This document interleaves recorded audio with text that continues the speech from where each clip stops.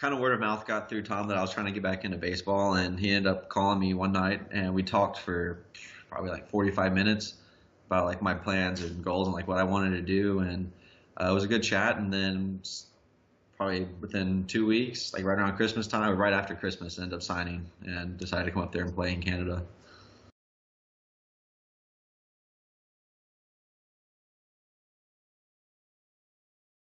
I knew about the Goldeyes because I actually had already played in the American Association down with Laredo for a couple months after I got released from the Astros organization. So I knew of them, but then after kind of went through the signing thing, I went and looked. He sent me a bunch of promotional videos and stuff of the place, and it looked like a pretty cool place to come and play.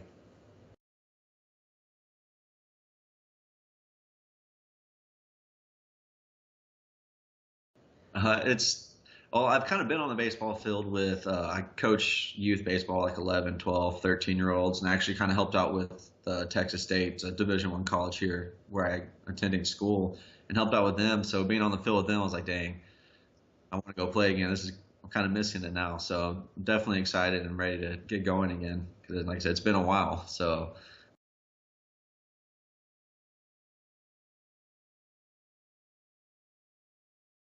Uh, they both have their different aspects. I like starting a lot because you control the game, you get to pitch a lot more, you get in a good routine of being able to like get your workouts in, rehab or athletic training, all that kind of stuff.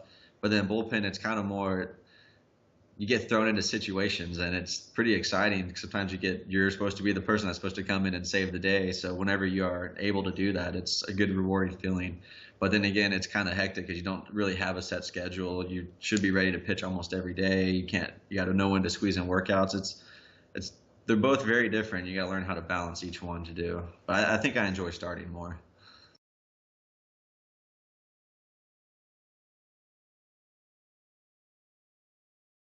Um, Mostly it's just the little things that you have to do. Just all the things you're taught as you're a little kid. Like I said, I coach now, so like all the things that I'm teaching little kids, it's actually surprising how much that stuff matters. Just changing your timings and staying relaxed and staying focused and pitching with tempo and all those things that go along with that. And I don't know, like I said, kind of like the pressure situations, having people on and people dependent on you to get out of it. And I kind of like that also.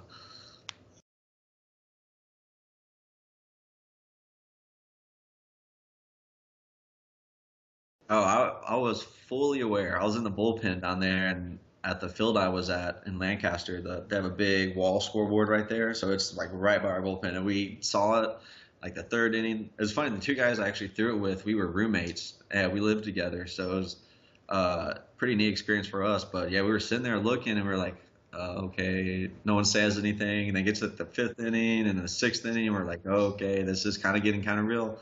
And then his pitch count was really high, so we put in my other roommate. He threw 2 innings, and we were all wondering like, oh, who's going to throw the last inning? And they called down to me, and they said my name, and I was like, my heart was just like racing. I warmed up, and then I had to like take a second to like kneel down and like try to calm myself before I went in because I was fully aware of what was going on. And I didn't want to be the guy that blew it in the last inning. So I think we ended up going 3 up, 3 down, and I struck out the last hitter. So it was a pretty exciting moment for us.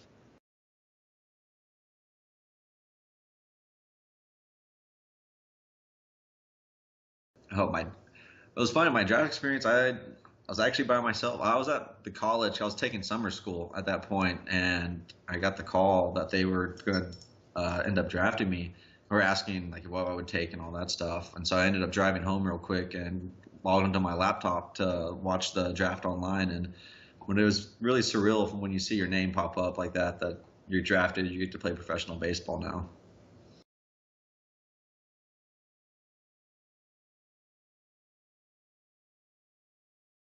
Oh, that's what you play sports for is for postseason. And that's when everybody starts watching more. When you watch MLB, NBA, all that stuff, that's when people start watching more.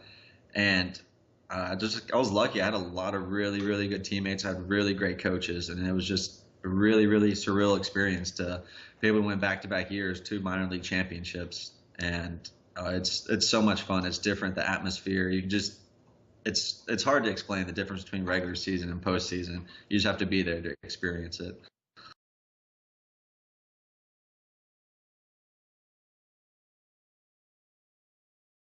This off season, finishing up my degree. That's was another big reason why I wanted to go back and play because I finished this spring with an exercise and sports science degree, and been coaching in the fall. I coach 13-year-olds. This spring, I'm coaching 11 and 12-year-olds. So I have a place where I can throw and work out and stuff up there where I'm coaching at. So it's all just kind of all worked out pretty nicely for me.